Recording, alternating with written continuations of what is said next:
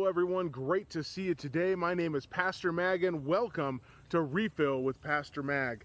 Today we are just enjoying the beautiful outdoors here in Custer, South Dakota, and it's a beautiful place to be. I know Rocky Mountain National Park, also a great place, but we are in Custer, South Dakota.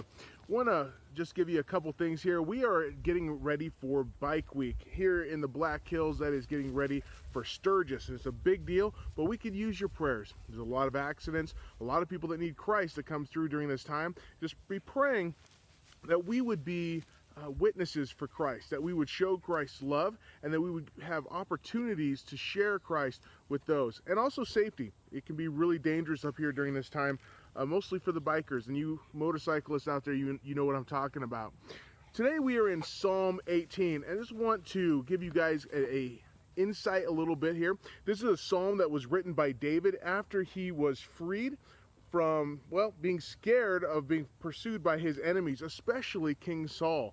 Now, David is the guy who killed Goliath with the sling. The stone hit Goliath in the head, killed him. David cut off his head, and David was considered a great warrior after that point. Now, King Saul was pursuing David for years. He told David, oh, everything's okay, and he would leave him alone, and then he'd come back and try to attack him and kill him again, because David's going to be the next king of Israel. And like any monarch, Saul is very threatened by that. He wants to maintain his power. And finally, David is freed from this danger of being killed by Saul. And so this is where this is coming from. One other thing here.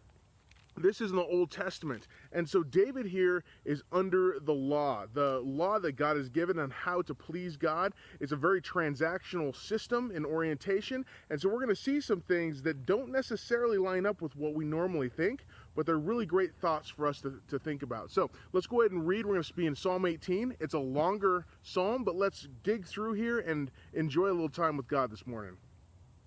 David writes, I love you, O Lord, my strength. The Lord is my rock and my fortress, my deliverer, my God, my rock in whom I take refuge, my shield and the horn of my salvation, my stronghold.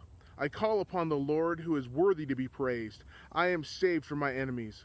The cords of death encompassed me, the torrents of destruction assailed me, the cords of Sheol entangled me, the snares of death confronted me. In my distress I called upon the Lord. To my God I cried for help. From his temple he heard my voice, and my cry to him reached his ears. Then the earth reeled and rocked. The foundations of the mountains trembled and quaked, because he was angry. Smoke went up from his nostrils, devouring the fire from his mouth. Glowing coals flamed forth from him. He bowed the heavens and came down. Thick darkness was under his feet. He rode on a cherub and flew. He came swiftly on the wings of the wind. He made the darkness his covering, his canopy around him, thick clouds dark with water. Out of the brightness before him, hailstones and coals of fire broke through his clouds. The Lord also thundered in the heavens, and the Most High uttered his voice, hailstones and coals of fire. He sent out his arrows and scattered them. He flashed forth lightning and routed them. Then the channels of the sea were seen, and the foundations of the world were laid bare. At your rebuke, O Lord, at the blast of the breath of your nostrils, he sent from on high, he took me. He drew me out of many waters. He rescued me from my strong enemy and those who hated me, for they were too mighty for me. They confronted me in the day of my calamity, but the Lord was my support. He brought me into a broad place. He rescued me because he delighted in me. The Lord dealt with me according to my righteousness. According to the cleanliness of my hands he rewarded me. For I have kept the ways of the Lord, and have not wickedly departed from my God. For all his rules were before me, and his statutes I did not put away from me. I was blameless before him. I kept myself from guilt. So the Lord has rewarded me according to my righteousness, according to the cleanliness of my hands in his sight.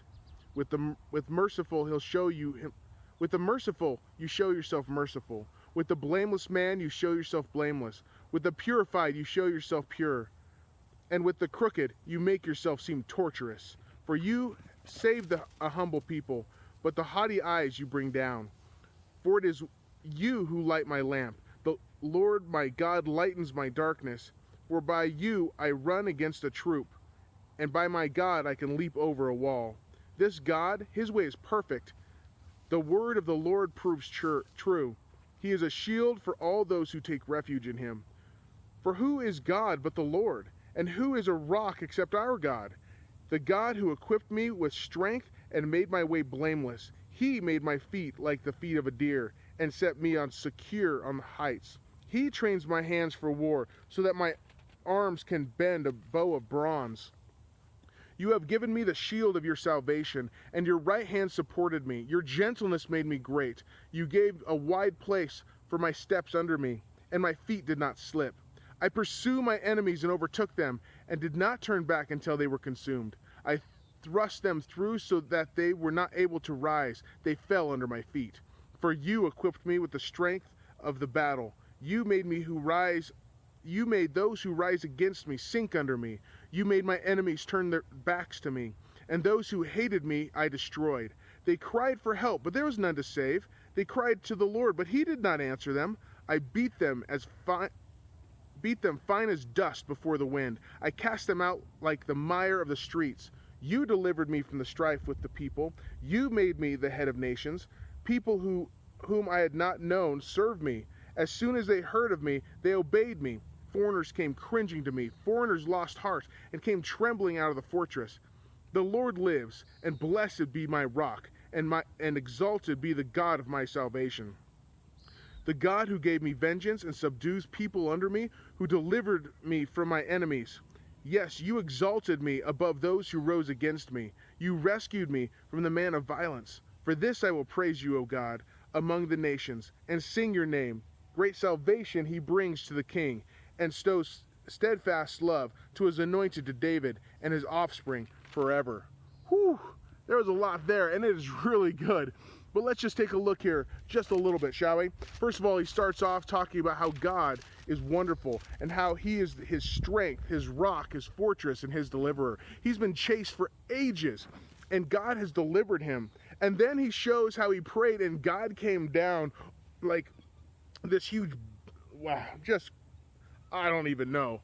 Just great imagery there in verse 7. The earth reeled and rocked, the foundations of the mountains trembled. It's like a toddler's mom when coming out after someone, if someone's picking on their kid, you know, it's like just coming with a force of destruction around any who might endanger their child. It's just this beautiful imagery and powerful.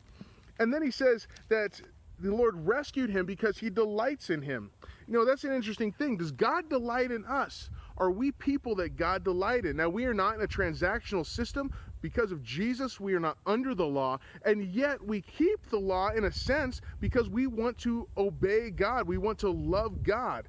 Now, there's a lot of conversations we can have on there on like, what does that mean? What law are we keeping? We follow God and his ways. Now, do we just do that with our mouth? Do we just say, yes, God, you're our God, and we love you, and we serve you, we want to do what you want us to do? Or do we do that from the very core of who we are, from our very base? Is it lip service, or is it heart service? And I think that's a good question for us. Now, God is not required to give us anything. The Lord is not required to do what we think he should do. He is God. He is in charge. He decides what he should do and when he should do it. But there is something that is here in every way, in everything. Verse 30, this God, his way is perfect. You know, when we say God, we give lip service to God, but we don't give action or heart service to God, we are not living his way. We are not saying that his way is perfect.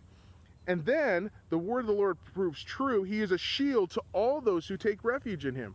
Are we taking refuge in him? One of the beautiful things is a person who has the Lord, who has placed their faith in Jesus, who follows the way of God in the lifestyle, when they have horrible things happen, their entire fortune, their health, everything can be wiped out. But if they have God, they are not destroyed.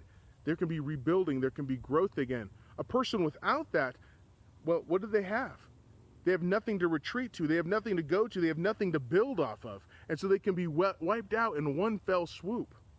And that's the way it is with David. He had been chased. He had been put on his heels for years. He wouldn't kill the king that was coming after him because God had placed that king in there. And yet, when that king was finally gone, David wasn't wiped out. He wasn't destroyed. No, because his foundation, his refuge was in the Lord, and he could rebuild from there. What's also amazing here is David didn't just sit and wait for God to do something. He didn't just wait. No.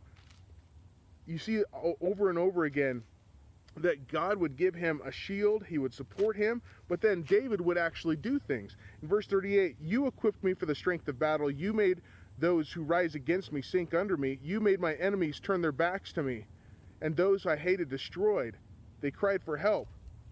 You delivered me. So over and over he says, you did these things, but then he says, I ground them into dust before the wind. I cast them out like mire into the streets.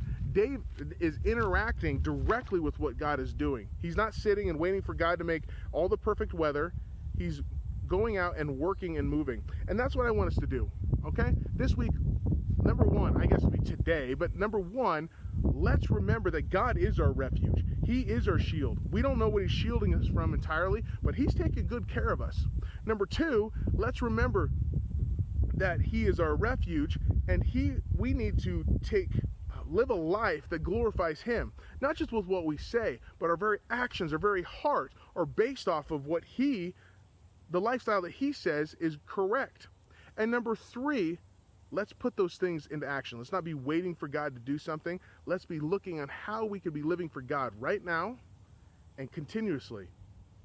Really enjoyed this chapter. It was a long chapter today. We're going to have some long and short in this series in Psalms, but I'm glad we can go through it together. Hey, if you were on YouTube, if you would hit that thumbs up button and that subscribe button, will let you know whenever we have a video come up. And there on YouTube, we also have every Sunday at Crossroads Church, we meet at 10:10, and we'd love to see you there on YouTube or join us here in Custer, South Dakota. Now, if you are on Instagram, it's been awesome to have you. Go ahead and hit that heart button and share this around. The more we share this, the more that we heart or thumbs up these things, the more the algorithm knows that this is a great video to share.